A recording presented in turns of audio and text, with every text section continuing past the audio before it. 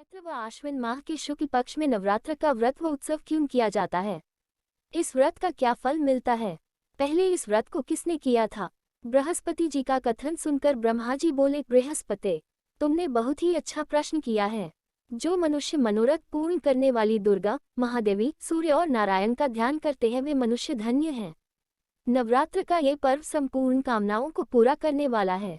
ब्रह्मा जी आगे कहते हैं कि बृहस्पति, जिसने सबसे पहले इस नवरात्र महाव्रत को किया है उसका पवित्र इतिहास मैं तुम्हें सुनाता हूँ, तुम इसे ध्यानपूर्वक सुनो। ब्रह्मा जी कहते हैं, एक नगर था जिसका नाम पीठक था। उसमें अनाथ नाम का ब्राह्मण निवास करता था। वह भगवती दुर्गा का अनन्य भक्त था। संपूर्ण सद्गुणों से युक्त एक कन्या ने उसके यहाँ जन्म लिया। मानो ब्रह्मा की सबसे पहली रचना हो वह, उसका नाम सुमति रखा गया। सुमति अपनी सहेलियों के साथ ऐसे बड़ी होने लगी जैसे शुक्ल पक्ष में चंद्रमा की कलाएं बढ़ रही हों। सुमति के पिता नियम से प्रतिदिन दुर्गा की पूजा तथा हवन किया करते थे और उस समय सुमति भी वहां उपस्थित रहती थी। एक दिन सुमति अपनी सहेलियों के साथ खेल में मग्न हो गई और भगवती के पूजन में शामिल नहीं हुई। उसके पिता को सुमति पर बहुत क्रोध आया और क्रोध में आकर कहने लगे कि हे दुष्ट पुत्री, आज तुम भगवती के पूजन में शामिल नहीं हुई हो, इसलिए मैं तुम्हारा विवाह किसी कुष्ठी व दरिद्र मनुष्य से कर दूंगा।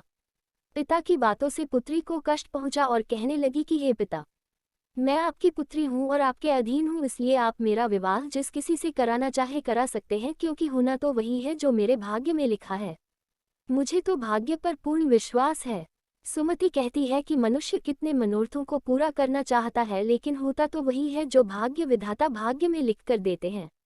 जो जैसा कर्म करता है उसको फल भी उन कर्मों के अनुसार ही मिलते हैं। मनुष्य के हाथ में केवल कर्म करना लिखा है और उसका फल देना भगवान के हाथ में होता है।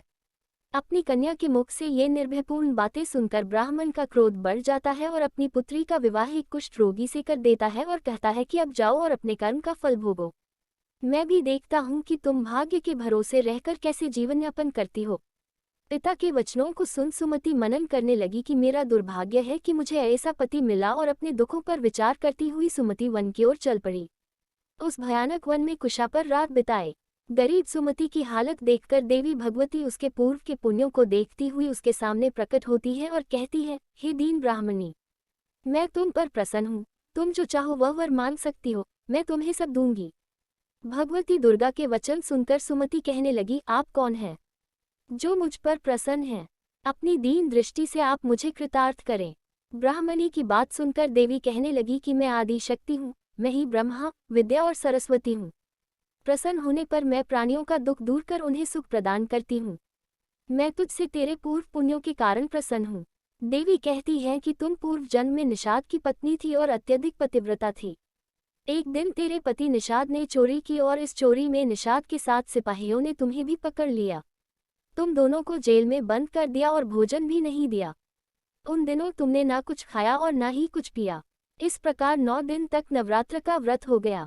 भगवती बोली कि हे देवी, उन 9 दिनों के व्रत के प्रभाव से मैं प्रसन्न हूँ और तुम्हें मनोवांछित वस्तु दे रही हूँ। तुम जो चाहे मांग सकती हो। भगवती की बात सुनकर ब्राह्मणी बोली, आपको मैं शत शत प्रणाम करती हूँ।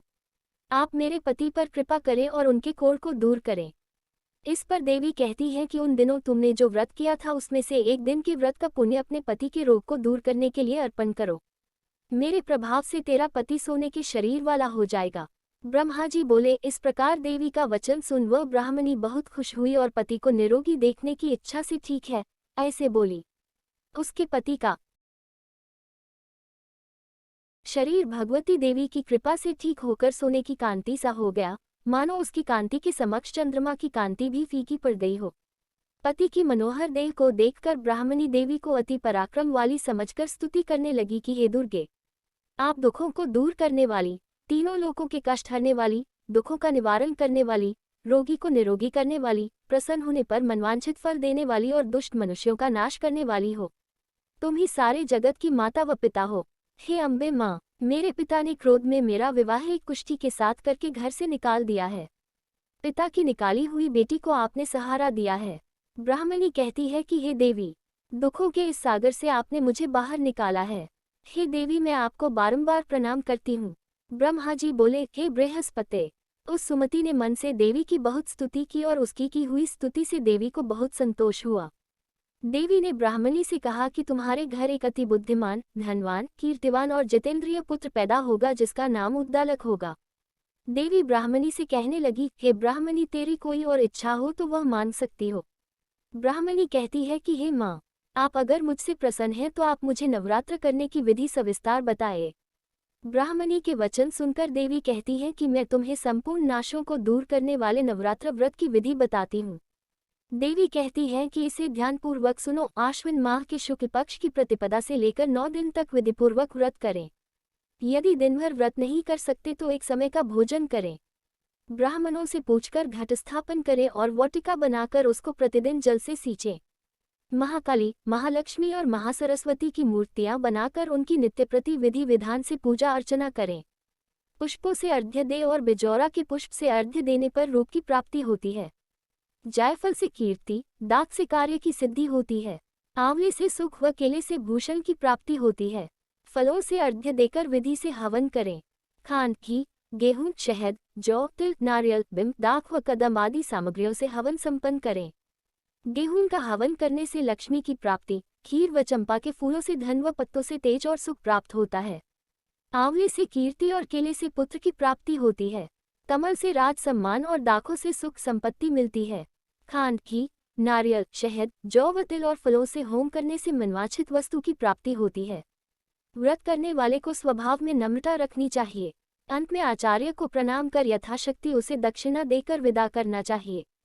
इस महाव्रत को बताई विधि के अनुसार जो भी करता है उसके सारे मनोरथ पूरे होते हैं। ब्रह्मा जी कहते हैं, हे बृहस्पति। इस प्रकार ब्राह्मणी को इस व्रत की विधि व फल बताकर देवी अंतर्ध्यान हो गई। जो मनुष्य इस व्रत को करता है वह इस लोक में सुख पाकर अंत में मोक्ष प्राप्त करते हैं। ब्रह्मा जी फिर कहते हैं कि हे बृहस्पति, इस व्रत का महात्म्य मैंने तुम्हें बतलाया है। ब्रह्मा जी का कथन सुन बृहस्पति आनंद विभोर हो उठे और ब्रह्मा जी से कहने लगे, हे ब्रह्मा जी, आपने मुझ पर अति कृपा की है जो आपने मुझे अमृत के समान इस नवरात्रि व्रत का महात्म्य सुनाया है।